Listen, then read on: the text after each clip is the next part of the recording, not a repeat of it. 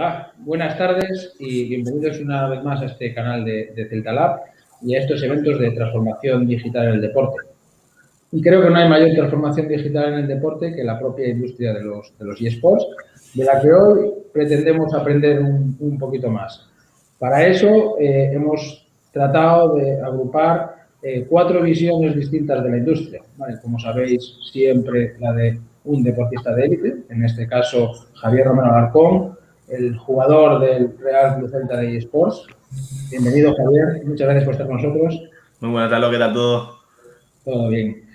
También la visión de la competición y la federación. Para eso contamos con Nacho Chamorro, secretario de FEJUVES, la Federación Española de Jugadores de Videojuegos y Sport. Bienvenido, Nacho. Muchas gracias, Nalo, encantado. Cómo no, la visión de un club, ¿no? Y para eso estamos con nosotros hoy Diego Bedoya, de Cataclysm. Muy buenas tardes a todos y muchas gracias por la invitación. Bienvenido y como decíamos antes, para ti, buenos días. Buenos días. Muchas gracias por hacer este esfuerzo de estar con nosotros hoy.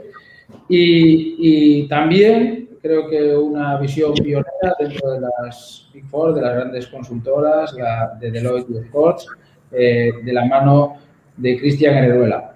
Cristian, bienvenido, muchísimas gracias y un placer contar con vuestra visión hoy aquí. Encantado de estar aquí un ratito con vosotros y charlar de eSport. Perfecto. Pues como decía, la idea es conocer un poquito más vuestra industria, darle un repaso y vamos a empezar un poquito, pues quizás por la parte más de performance, ¿no? Por la parte del deportista. Javier, cuando tenemos aquí otro tipo de disciplinas como hemos tenido triatlón, ciclismo, baloncesto, natación, fútbol, siempre empezamos por aquí, es decir, ¿cómo se prepara un deportista? ¿Cuáles son, de alguna forma, las rutinas que tienen en su día a día para prepararse, lógicamente, para la competición? Pues bueno, sí que es cierto que hace unos años era todo más enfocado al tema de jugar horas y horas, pero ya con el paso del tiempo todo se ha profesionalizado mucho más y ya todo se enfoca también a un entrenamiento mental, a cómo afrontar la competición para no venirte abajo en temas en momentos de estrés y demás. Entonces hay que saber combinar esas dos facetas, ¿no? La de jugar, la de entrenar partidos contra otra gente profesional también para adquirir ese nivel y la de prepararte mentalmente para esas situaciones. Perfecto. Hago un repaso rápido por lo que nosotros denominamos el mapa de innovación, ¿no? Que todos aquellos que ya nos ven conocen y que pueden seguir a través de nuestra web y que en breve colgaremos también el de eSports.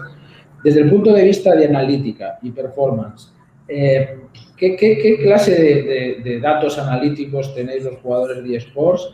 ¿Cómo analizáis a vuestros competidores con los que vais a trabajar? ¿Cómo realmente la fase más analítica, la fase más de estadísticas está impactando en vuestra industria? Vemos que realmente en otro tipo de jugador, más allá, el fútbol, pues prácticamente hoy en día la analítica y el dato lo es todo, ¿no? ¿Cómo trabajáis vosotros esa parte? Quizás todavía no está tan profesionalizado en ese aspecto de analítica, de estadísticas de cada jugador, porque al fin y al cabo al FIFA, al ser un juego individual, es muy complicado. Hay miles de jugadores, no sabes a ciencia cierta contra quién te van a enfrentar en un torneo. Quizás son la primera ronda, pero luego ya es, pues, según quién pase de eliminatoria. Entonces lo que hacemos es, más que nada, un Excel con los jugadores. Por ejemplo, en la fase final de la liga tenemos un Excel con los 16 finalistas y anotábamos ahí distintas formaciones que usaban cada uno de ellos, estilo de juego, qué jugadores podían elegir a la hora de hacer los drafts y en base a eso ya preparamos el partido.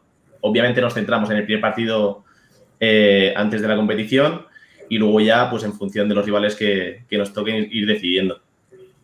Cuando dices nos centramos, ¿vale? Me gustaría entender eso, ¿qué hay detrás de un jugador como tú? O sea, ¿cómo trabaja el equipo? Porque como tú bien has dicho, pues no, y en cualquier otra disciplina, pues la analítica no la hace el propio deportista, sino que tiene detrás un equipo y quien le da datos. ¿Cómo trabajáis vosotros? ¿Qué hay detrás de un jugador de eSports? Pues desde hace un par de años ha emergido la figura del analista o coach, que bueno, es la persona que te acompaña a los torneos, que está contigo, que entrena contigo, que sabe transmitirte calma en los momentos de mayor presión de un partido en el que te juegas una clasificación a un torneo internacional, por ejemplo. Y la verdad es que se nota mucho. Antes, por ejemplo, tú ibas al torneo solo, competías solo, sobrellevabas toda esa tensión y demás como podías y ya está. Y al final jugabas por inercia. Si se te da bien el juego, pues ganar, pero había momentos en los cuales no sabías hacer una lectura del partido como tal, porque estás tan metido en el juego que no sabes leerlo. Entonces, esa figura sí que ha emergido mucho. Con él pasamos muchas horas. De hecho, bueno, Edu vivía aquí con nosotros y yo con él pues me reunía igual 2-3 horas cada día a hablar, a comentar, a ver partidos y demás. Cuando dices Edu vive aquí con nosotros, cuéntanos un poquito cómo es esa convivencia dentro del equipo, ¿no? Estamos acostumbrados a ver, pues eso, las ciudades deportivas. ¿Cómo es una ciudad deportiva de un club de eSports? Pues una gaming house, al fin y al cabo es la casa de residencia de los jugadores. Aquí, por ejemplo, estoy conviviendo con Máximo Cuevas, que es streamer de Falcons y jugador del Celta también, con Edu, que es el coach y analista, y con Billo, que es el manager de Falcons y con el cual, bueno, se hicieron todas las sinergias de Falcons y el Celta. Y anteriormente, en el club en el que estuve, que era Mad Lions, era una gaming house en la cual convivía igual con otros 13 jugadores. Había la disciplina de Counter-Strike, de League of Legends, el entrenador de Counter-Strike, el entrenador de League of Legends. Y al final era una residencia, una casa residencia, en la cual cada uno de nosotros tenía nuestra habitación para jugar y para entrenar. Perfecto. ¿Qué importancia se da en esa casa residencia a la preparación física? O sea, y me consta que tanto la preparación física, y cuando la preparación física, de nutrición, y me consta que das un papel importante.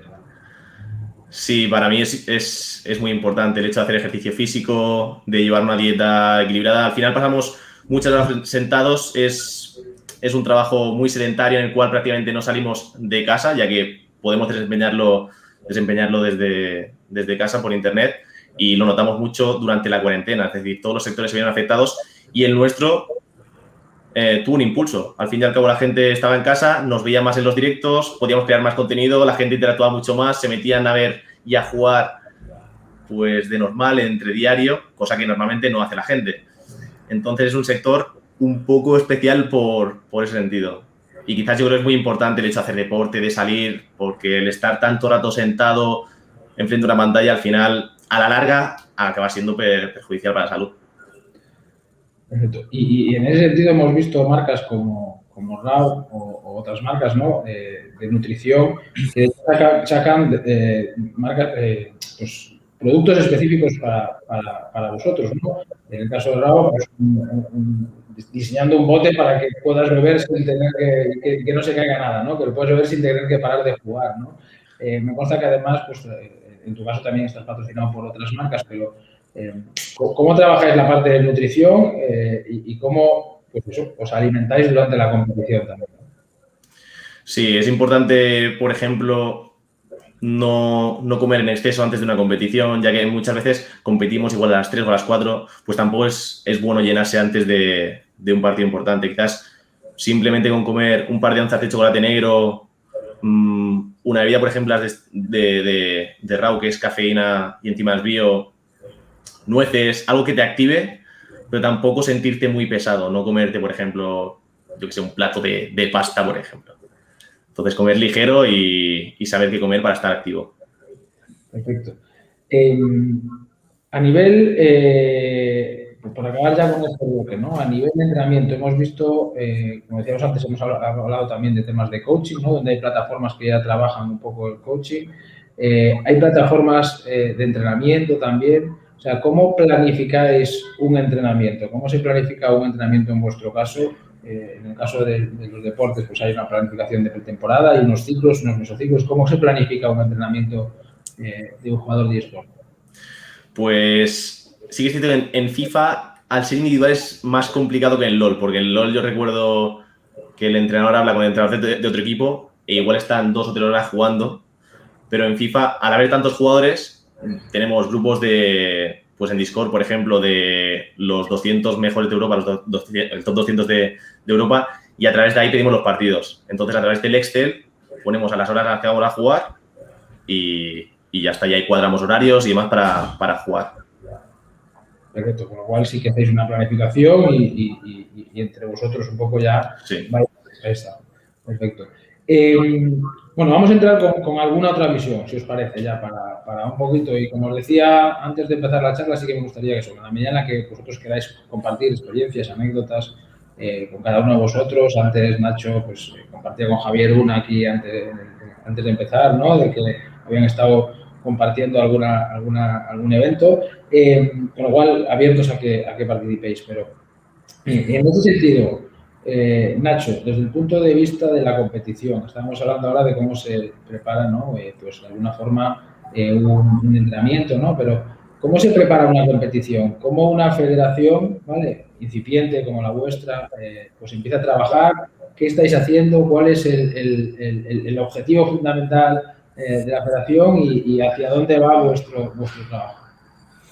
Pues nosotros somos una federación de jugadores. En España no se reconocen los eSports como deporte, entonces no somos una entidad deportiva, somos una entidad asociativa. Lo que hemos hecho es 5 asociaciones de usuarios, de jugadores de videojuegos, nos hemos agrupado porque tenemos un objetivo común en el ámbito de videojuegos. Lo que habíamos visto, el motivo del nacimiento de la federación, es que no había una entidad representativa de los jugadores. De los jugadores, cuando digo los jugadores, no es únicamente jugadores profesionales, como Javier, es todos los jugadores. En España se estima que hay 16 millones de jugadores y solo se estima que son 300, 350 profesionales, es decir, que su fuente de ingresos principal es la competición. Con lo cual, donde hay que hacer más hincapié o donde está la masa, numéricamente es más importante, es el tema de los jugadores amateur, los jugadores ocasionales, los jugadores que quieren crecer. Y es ahí donde creemos que podemos ayudar. Entonces, nosotros lo que hemos hecho es crear esta federación para dar esa voz a los jugadores, para unificar su criterio, para captar sus intereses, sus necesidades, sus objetivos y poder aportarlos tanto al sector como a la sociedad. Para nosotros, el jugador es el principal valor del sector. Entonces, es un poco esa línea en la que estamos trabajando. No nos quedamos únicamente en la competición, sino que somos mucho más transversales, vamos a todos los temas que tienen que ver un poco con la práctica de videojuegos. Y es el foco que tenemos. Nuestro foco principal es aportar valor al jugador y coger sus necesidades para trasladarlas a la sociedad. Antes hablábamos de estadísticas, ¿no? Y nos comentaba Javier ese Excel que tienen, ¿no? Para prepararse. ¿Cómo a través de la federación podéis recoger datos de todos ese tipo de jugadores, desde esos jugadores profesionales, amateurs? ¿Cómo, realmente a nivel métricas, qué métricas tenéis y qué métricas estáis trabajando? No es tanto a nivel de métricas como tal, estamos más a nivel conceptual. O sea, lo que estamos haciendo es generar distintas líneas de trabajo, tanto por plataformas como por tipos de juego. Hemos activado recientemente una mesa de sim racing, estamos hablando con el shooter, estamos hablando con distintos jugadores de distintas líneas para poder captar un poco los criterios, las necesidades segmentadas, para poder transportarlos. Porque no es la misma necesidad la que tiene un jugador profesional que la que tiene un amateur, que la que tiene un jugador de FIFA, la que tiene un jugador de LoL. Son necesidades distintas. Entonces, es un trabajo complejo. La verdad es que nos hemos puesto una expectativa muy alta, pero queremos luchar porque entendemos que hacer ese traslado va a ayudar al sector, va a ayudar al jugador, va a ayudar al sector, va a ayudar a un crecimiento sostenible. Y no hablamos tanto de métricas como de conceptos. ¿Qué necesita el jugador? Habitualmente el sector en España está muy bien representado hay publisher, hay equipos, hay clubes, hay operadoras de competición, hay creadores de hardware. Es un sector muy amplio, pero el jugador no tenía esa voz. Entonces, aún no estamos a nivel de métricas, aún no estamos llegando a ese nivel. Lo que estamos es primero en la primera fase. ¿Qué necesitamos? Vamos a reconocernos, vamos a generar un criterio unificado, porque si somos una voz, si nos unimos, va a llegar más. Pues ahora que estamos en un momento, disculpad si paradme porque yo me lío.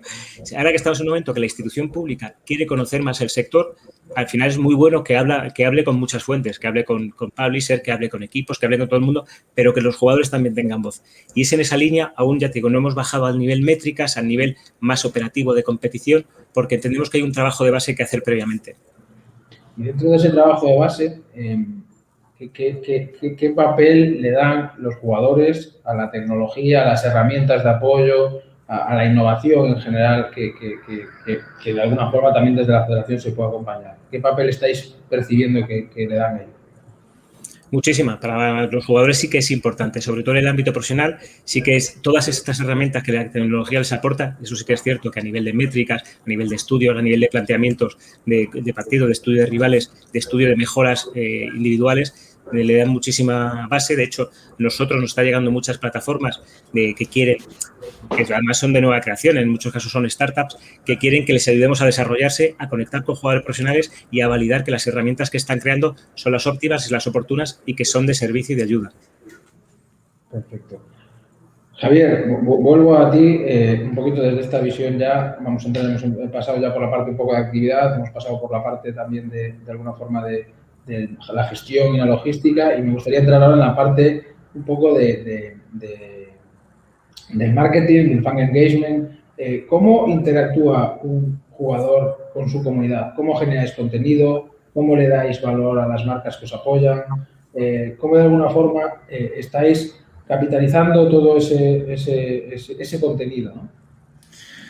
Pues yo desde hace unos años ha ganado muchísima importancia el tema de las redes sociales, el crear contenido, el saber cómo llegar a tu público, ¿no? Y lo vemos como con directos de Twitch, como con vídeos de YouTube, pues la gente entra y el hecho de poder participar o interactuar con alguien a quien admiras en el tema del juego es súper importante.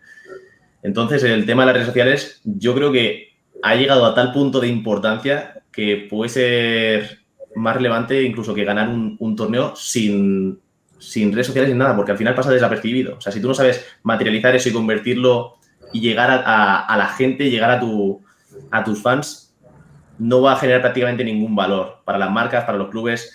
Vemos como el niño danés de 14 años, que es el mejor del mundo este año, que iba en Food Champions, que es la competición de los fines de semana de 30 partidos, iba 500 y pico 0, como en apenas 5 meses ha ganado 500.000 seguidores en Instagram, y su valor como marca, o sea, de marca personal, ha ganado muchísimo. Y ya para Juan el Leipzig es un activo súper importante y no lo van a dejar escapar prácticamente con 15 años. Entonces, es muy importante crearte tu propia marca personal, saber cómo llegar a tus fans, a tu público e interactuar con ellos lo máximo que puedas.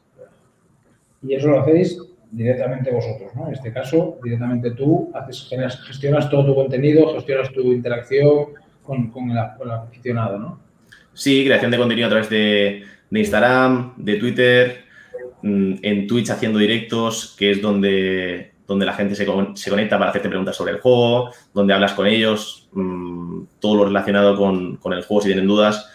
Yo creo que es súper importante y al final cuanto más haces eso, se nota más como la gente te empieza a seguir más y como que te cogen más cariño, y si paras un tiempo por tema de competición y demás, pues la gente igual se olvida de ti. Entonces es muy importante ser constante en ese aspecto. Tirando un poco y barriendo para casa, ¿no? Como club, una vez que entras a formar parte de una comunidad como el Real Club Celta, ¿no? ¿Cómo ha impactado eso realmente en esa masa de aficionados, ¿no? O sea, cómo el hecho de que una marca reconocida en el deporte, pues forme un club de eSports, sea su jugador, ¿realmente son mundos que van paralelos o se percibe que el aficionado del deporte es un aficionado distinto que el de los eSports? Yo creo que es un aficionado distinto. O sea, los clubes de fútbol tradicionales tienen su masa de gente leal, que aunque se vaya, por ejemplo, te voy a poner el ejemplo de Yago Aspas, si Yago Aspas el día de mañana juega en otro club y juega contra el Celta, ellos van con el Celta a muerte. En cambio, en clubes de eSports creo que es diferente. O sea, ellos quizás sigan más al jugador y no tanto al club, al menos por ahora. Se tienen que afianzar esa masa de gente, esos fans, y que se conviertan en, por así decirlo, leales. Pero claro, está empezando este sector. Al fin y al cabo lleva 5 o 10 años de crecimiento exponencial y el fútbol tradicional lleva ya más de 100 años. Entonces es diferente.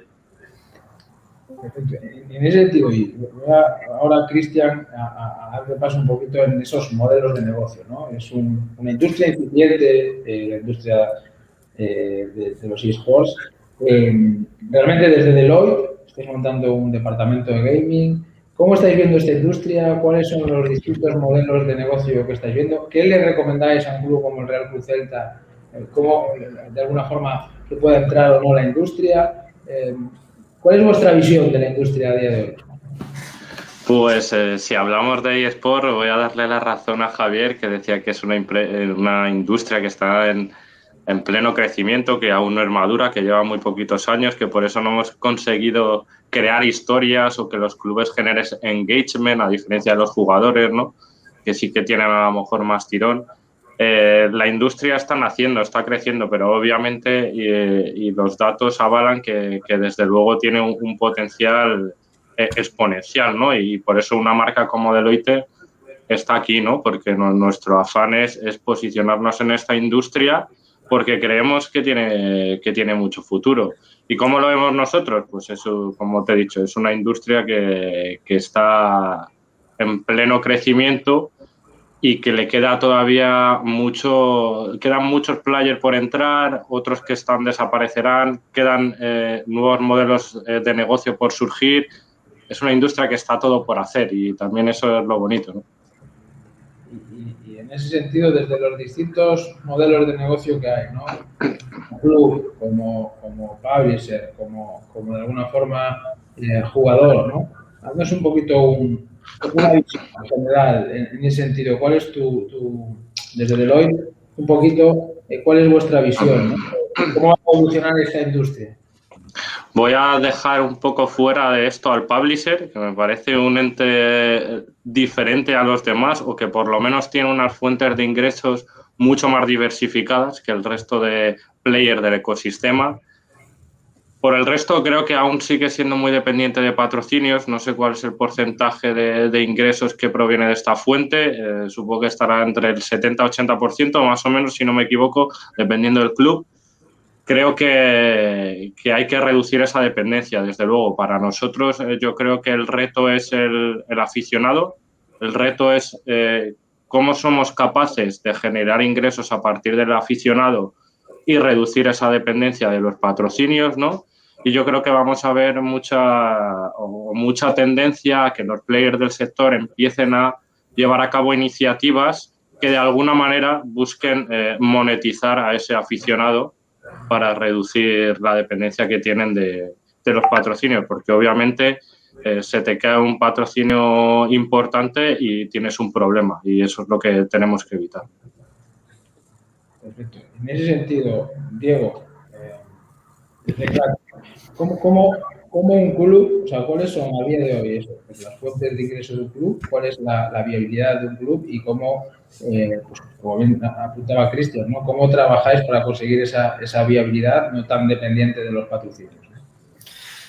Bueno, como club actualmente nosotros hemos tratado de ser bien creativos, como también le doy un poco la razón a Cristian, de no depender tanto en los auspicios, ¿no? Si bien actualmente como Cataclysm acá en el Perú tenemos un par de auspicios, algunos que nos apoyan monetariamente, como es el caso del G, y otros auspicios que nos apoyan a los jugadores netamente con cosas que ellos necesitan o cubrir sus necesidades. Eso, como bien ustedes saben, no nos cubre ni el 40% de lo que puede significar realmente tener la infraestructura de un club de esports. Y eso que actualmente nosotros en el crecimiento que estamos teniendo, todavía no tenemos un tema de una gaming house o cosas por el estilo, sino que mantenemos a los chicos siempre tratando de animarlos, pero el tema de preparación física, psicóloga, el tema de los sueldos también que se les paga a los jugadores para que puedan mantenerse dentro del equipo, nos genera un tema de gastos importante. Y nosotros estamos tratando de ser bastante creativos con bastantes tipos de modelos de negocio dentro de la industria del gaming que nos apoye y nos ayude para poder mantener a flote lo que es esta organización, ¿no? Dentro de esas líneas de negocio, a día de hoy, ¿qué importancia tienen los resultados? O sea, el performance deportivo real, los resultados, el ganar o no ganar, ¿no? El competir o no competir, dentro de los ingresos de un jugador, Javier. Dentro de los ingresos de un jugador. A ver, yo creo que como bien ha comentado Cristian, bueno, lo más importante para los clubes es hoy en día el tema de patrocinios y demás. Entonces, bueno, pues se están buscando otras formas de conseguir ingresos a través de merchandising, lo que decíamos antes, de conseguir afianzar esos fans y que se conviertan en leales, ¿no? Que cuando se vaya tu jugador no se vayan a otro club y se conviertan en fans de otro club. Entonces, más que el tema de ganar competiciones, que al fin y al cabo siempre gana uno solo y hay otros 99 que se estrellan, es el hecho de saber gestionar tus redes sociales de forma adecuada, saber transmitir unos valores a tu gente, a tus fans, y al fin y al cabo eso es lo más importante. A partir de ahí vienen las marcas, se consiguen los recursos y obviamente competir, porque somos clubes de eSports. Pero el tema del contenido yo creo que ha ganado mucha importancia con los años. O sea, dirías que a día de hoy la principal fuente de ingresos son patrocinios, sponsorship, gracias al nivel de contenidos que estáis generando y a ese engagement que generáis con el aficionado, ¿no? Antes comentábamos un poco quién soporta a los jugadores en gaming.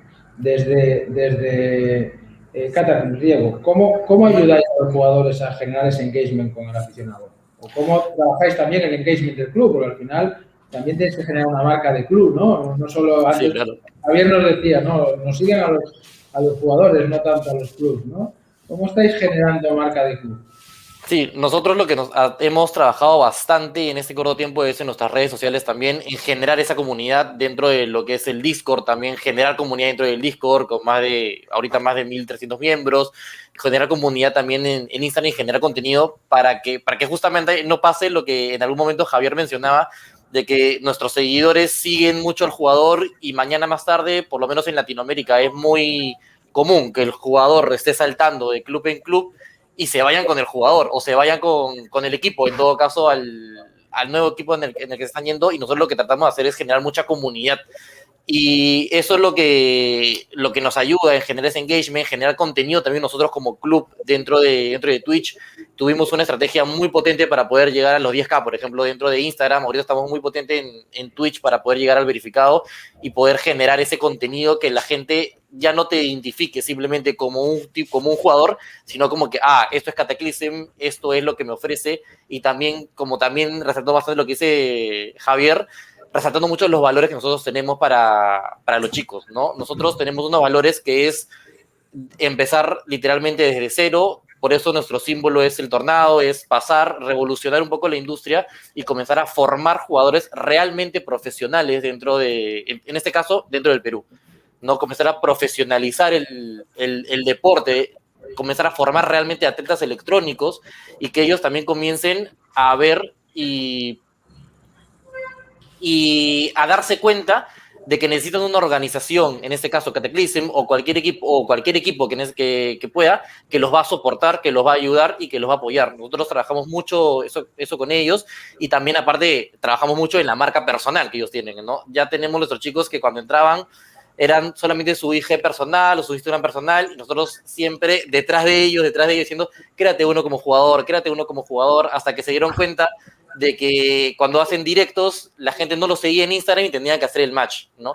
Entonces ya eso poco a poco comenzamos a trabajarlo, comenzaron a entenderlo, y ya te das cuenta que después de un año, digamos, machacando ahí el tema de redes sociales y imagen personal, ya se comienza a entender y comienza a crecer un poquito la escena, ¿no? Perfecto. Nacho, desde la federación, ¿cómo veis realmente? Bueno, estamos viendo aquí un poquito los distintos modelos de negocio, ¿no?, que pueda tener la industria. ¿Cómo lo percibís vosotros? ¿Cuál es vuestra visión también de hacia dónde tiene que evolucionar y cómo, pues eso, de alguna forma tiene que profesionalizarse? Nos lo decía ahora Diego, ¿no? ¿Cómo tiene que avanzar esa profesionalización? Bueno, yo creo que aquí coincidimos todos un poco en el criterio. Yo aquí hablo más de la experiencia de la federación, de mi experiencia personal. Yo llevo 17 años en el sector, he trabajado en marcas, he trabajado en publishers, en agencias de comunicación, agencias de marketing, he tenido mi propia empresa, he trabajado en operadoras de competición como SL.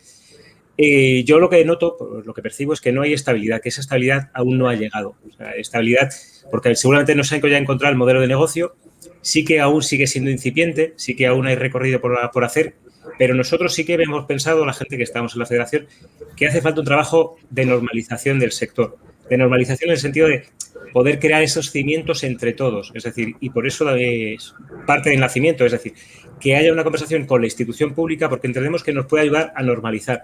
Hay muchos inversores que no entran en el sector porque les genera incertidumbre, porque es cierto que el public se puede cambiar el juego, las circunstancias. Entonces entendemos que si hacemos ese trabajo conjunto clubes, publisher, asociaciones, institución pública, jugador, es más sencillo crear unos cimientos que aporten estabilidad. Ya te digo, yo algo que no he tenido en estos 17 años es estabilidad. He pasado, como veis, por un amplio espectro de trabajos y creo que es porque no hemos encontrado ese punto de estabilidad que creo que si lo encontramos van a aparecer nuevos modelos de negocio, va a hacer que la industria se pueda desarrollar de forma sostenible. Ahora estamos un poco ocasionalmente a golpes de patrocinio, como me dice Cristian, entran patrocinadores fuertes. Cuando entraron las teleoperadoras hace 4 años, dimos un salto de calidad, un salto de recursos, un salto de proyectos, pero necesitamos, en vez de ir a golpes e impulsos, hacerlo más constante. Es una visión muy particular, que coincidimos, pero creo que por esa línea es donde podemos encontrar una estabilidad que nos permita afianzar cada paso.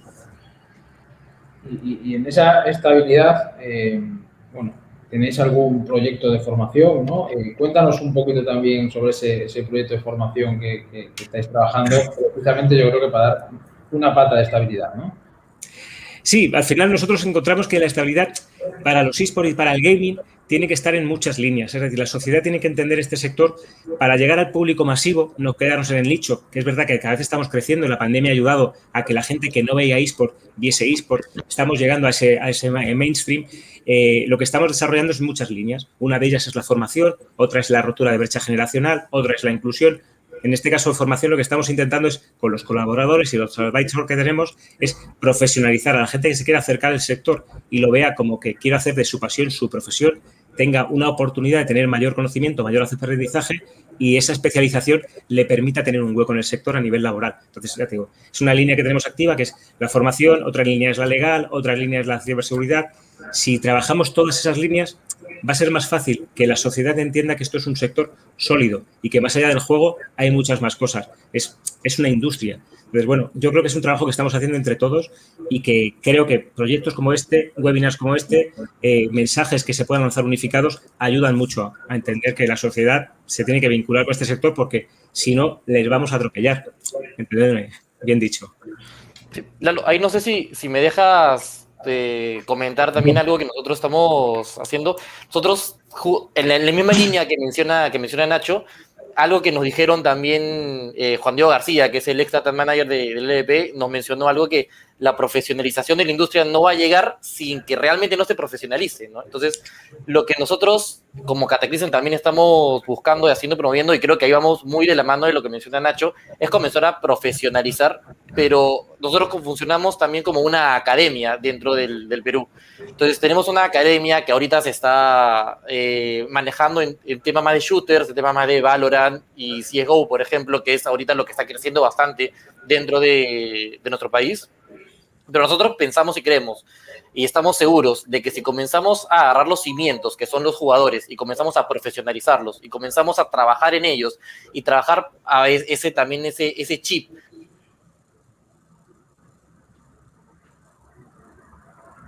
de que serio el tema de darle a los videojuegos o de darle a los eSports, no vas a llegar a ser alguien, por así decirlo, ¿no? Ahí Javier me puede complementar eso, el esfuerzo, sacrificio que realmente significa ser un jugador de eSports. Ser profesional no es divertido en ningún tipo de deporte.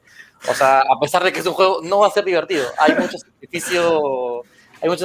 sacrificio de por medio, ¿no?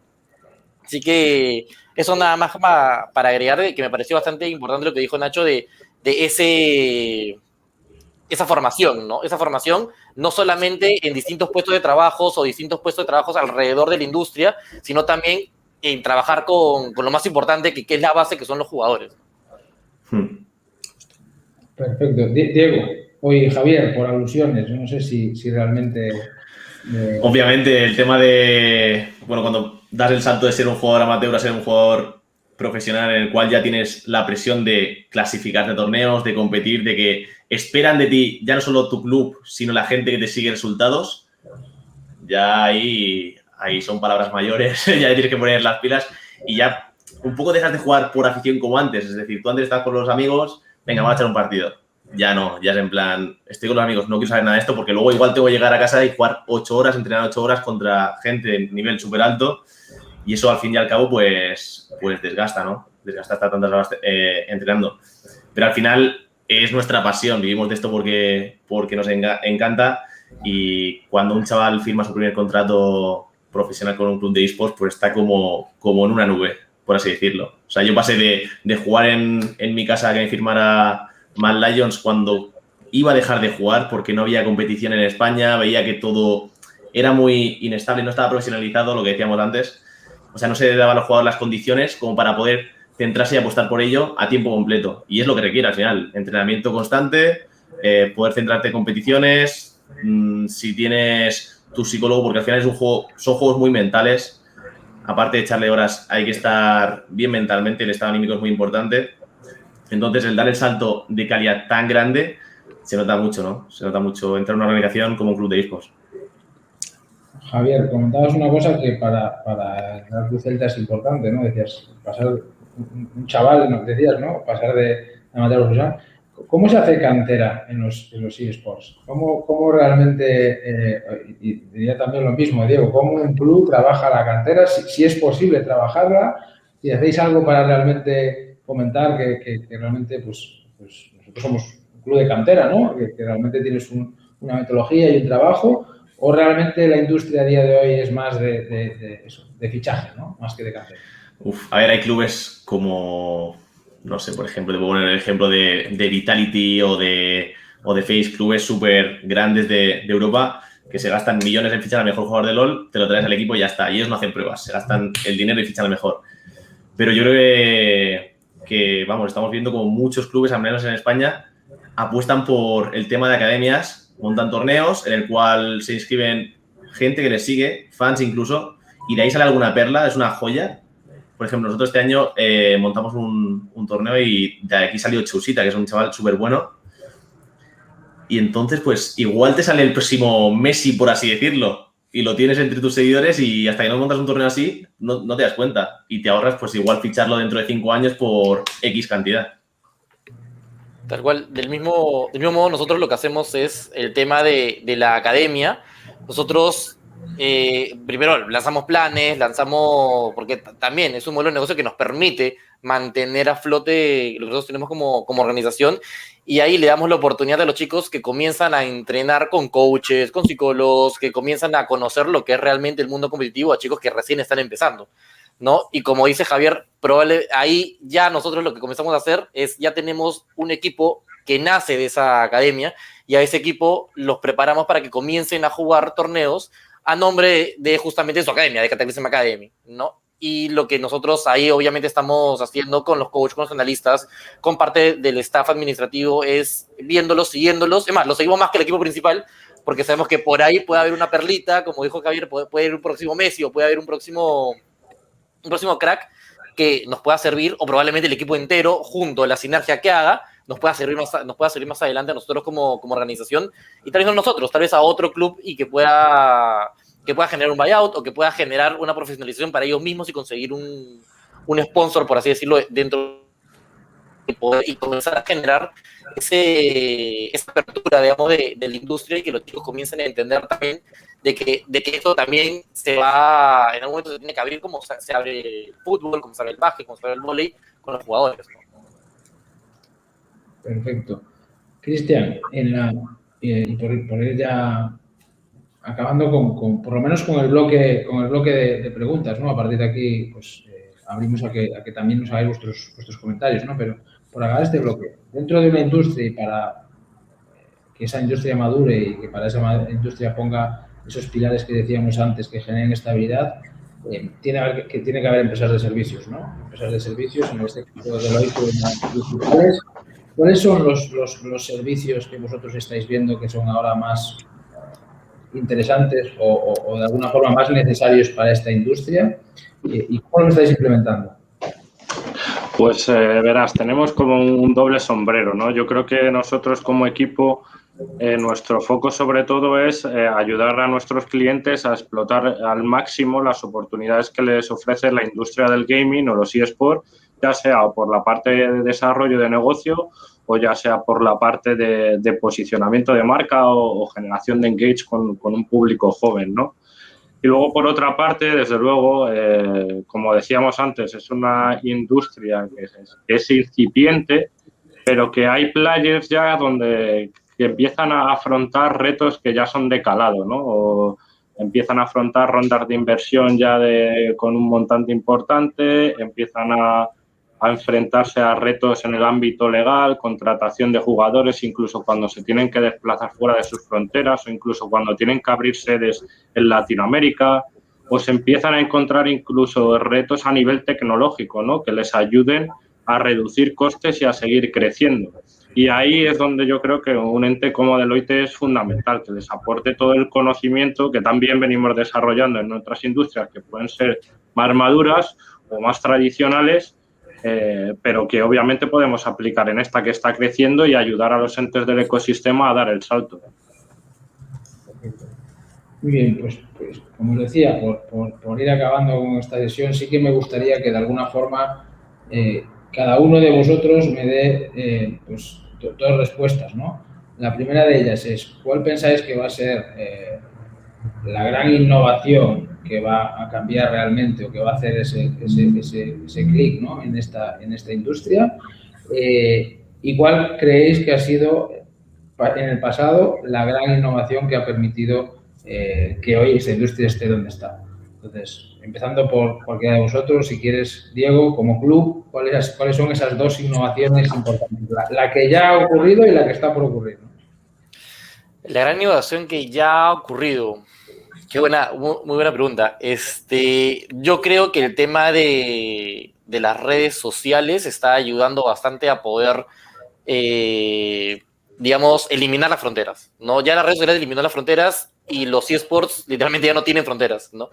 Y eso yo creo que ha sido la gran innovación que ha permitido no solamente a la industria de los eSports, sino a todas las industrias en general poder crecer como está creciendo, y los eSports, al ser también una industria digital, es la que más lo ha aprovechado.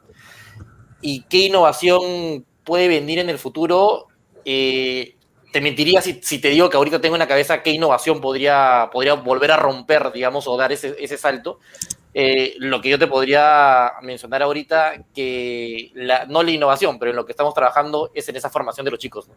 Es en esa formación de que los chicos comiencen a entender de que se puede llegar a ser un profesional de ese deporte, como lo dijo, me imagino, creo que Javier, que este deporte que no es físico, es mental, al igual que el ajedrez, al igual que el póker en su momento. O sea, hay que trabajar mucho en eso, y una vez que logremos cambiar ese chip, no solamente en el jugador, sino en la sociedad, que por lo menos en Latinoamérica no ve con muy buenos ojos el tema de los eSports, una vez que se comienza a cambiar ese chip y decir que los chicos o las personas que están detrás de esto o los deportistas son atletas electrónicos, que es como nosotros lo llamamos, va a cambiar completamente, ¿no? Va a cambiar completamente, las marcas van a confiar mucho más de lo que actualmente confían, porque sí, es verdad, confían, pero tienen todavía esa incertidumbre de que es un boom, en cualquier momento pasa, pero no se dan cuenta de que esto realmente va cambiando, y los publishers se van a encargar de que esto siga creciendo cada vez más, ¿no? Esto es algo que ya se quedó y se va a quedar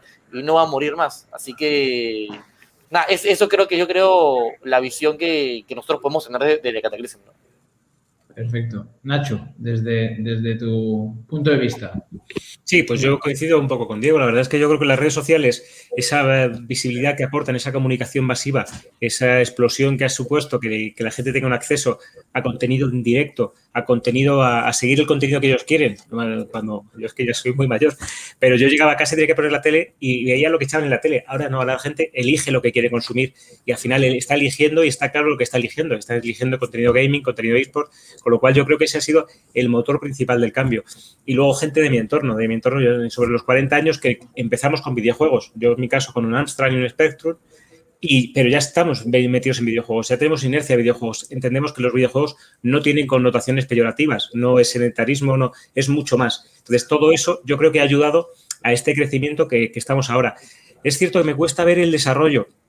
Me cuesta ver el desarrollo porque creo que tiene muchas líneas. No sé cuál va a ser la que va a funcionar más. Me parece muy buena la de los equipos tradicionales, es decir, el elemento del Celta de Vigo, lo que está haciendo hoy la Liga, porque al final son gente que tiene una masa crítica muy importante, el club tiene una masa crítica muy importante, se siente muy representada, y si empezamos a hacer ese labor de, como dice Javier, de enganchar, que el seguidor del club se enganche también a la sección de eSport, a los jugadores de eSport, que empecemos a vincular ese sentimiento de pertenencia, creo que por ahí hay un camino que recorrer que puede dar ese salto a lo masivo, al mainstream. Entonces, bueno, es un camino que hay que recorrer, esas bases, esos pilares, creo que aún faltan de evangelizar un poco más en la sociedad, pero creo que el camino está siendo el correcto. Perfecto. Cristian, tu opinión. Pues voy a coincidir con mis compañeros. Yo creo que el motor del cambio hasta ahora han sido las redes sociales y voy a especificar quizás las plataformas de streaming por bajarlo un poco más a tierra, que nos han acercado esa naturalidad, ¿no?, que demandaban las nuevas generaciones y que nos permite retransmitir contenido en directo sin cortes, sin make-up, ¿no?, que es al final lo que parece que está llamando la atención de ese público joven y que al final ha aglutinado a un público, a un tipo de público y a un número muy grande y ha sido el canal para transmitir la palabra de los eSports, ¿no? Yo creo que ha sido el motor del cambio hasta ahora. Y en el futuro, ojalá lo supieras, seguro que estaría haciéndome rico y no aquí, pero yo creo, coincido con Nacho en que puede ser la entrada del deporte tradicional, que creo que tiene muchísimas sinergias con el deporte y que le puede dar un empujón. Tanto el deporte tradicional se puede beneficiar de los eSports como los eSports se pueden beneficiar de todo el efecto arrastre que tiene el deporte tradicional. Y también creo que puede ser un camino el ser capaces de generar experiencias diferenciales para el usuario en un entorno físico, ¿no? Que hasta ahora hemos estado un poco restringidos por la pandemia del COVID, se ha parado de seco los eventos o el poder reunirnos con personas y consumir entretenimiento de manera conjunta. Vamos a ver ahora con ese incremento de audiencia o de consumo de eSport cómo se ve reflejado cuando ya no tengamos estas restricciones, y yo creo que el ser capaz de generar experiencias diferenciales para esos fans de los eSports puede hacer que se una más gente a esta corriente y que sobre todo generemos ese engage mucho mayor con el fan por parte de los equipos. Perfecto. Muchísimas gracias, Cristian. Y Javier, cerramos contigo. ¿Qué te ha cambiado la vida y qué esperas que te la cambie? Pues, a ver, yo el principal cambio que he notado en los últimos años es la plataforma de Twitch y la creación de contenido en redes sociales. O sea, Twitch ha abierto la frontera a todo el mundo, ya no solo para los jugadores, para los clubes, sino también para las marcas. Las marcas entran mucho más fácilmente porque tienen mayor número de datos a su disposición, a qué cantidad de gente llegan a través de los directos. Entonces es todo mucho más fácil y yo creo que es el cambio que ha hecho que los eSports, el mundo de los eSports se dé a conocer. Es decir, contenido a la carta para el espectador, lo que quieren ver en cada momento. Si no quieres ver un partido de FIFA, te vas a un partido de LOL. Si no, te vas a un charlando de Ibai que tiene 80.000 personas cada tarde. Y yo creo que los clubes de fútbol tradicionales y ciertas organizaciones han visto eso también, que la gente quizás necesita estímulos mucho más rápidos, y yo creo que ese es el principal cambio. De cara al futuro, a largo plazo, creo que la realidad virtual, lo que ha dicho Cristian de crear experiencias para el usuario, puede ser un punto quizás muy importante. Estuve en un evento en el WeThink en Madrid, donde nos ponían las gafas de realidad virtual y ahí pues hacíamos un partido de fútbol, por ejemplo, o juegos de disparos. Es todo mucho más real, ya no es en pantalla, sino lo estás viviendo tú mismo. Eso a largo plazo yo creo que va a cambiar bastante el mundo de los eSports, si se sabe aplicar, y a corto plazo yo me centraría más en el cambio de chip en la sociedad, que lo normalicen, que vean esto como un sector profesional, porque hay muchísimo trabajo detrás y se puede generar muchísimo más trabajo del que hay, pero es saber cómo hacerlo, profesionalizarlo bien y todo eso, un poquito.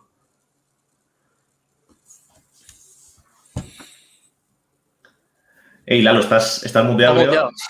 Sí. Ahora. De verdad que perfecto, que muchísimas gracias a los cuatro, que ha sido un placer contar con vosotros en esta sesión de Celta Lab y conocer un poquito más esta industria. Seguro que habrá más oportunidades de compartir con vosotros. Invitados estáis a nuestro canal y al Celta Lab y espero veros pronto. Un placer, muchas gracias por la invitación. Muchísimas gracias. Muchas gracias a todos. Hasta luego. Hasta luego, chicos. Hasta luego. Chao.